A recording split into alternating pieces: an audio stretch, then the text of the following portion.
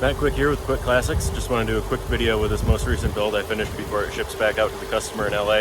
This is a 1970 280 SE low grille coupe, originally an M113 car. Now it has the entire drivetrain from a 2003 CLK55 AMG.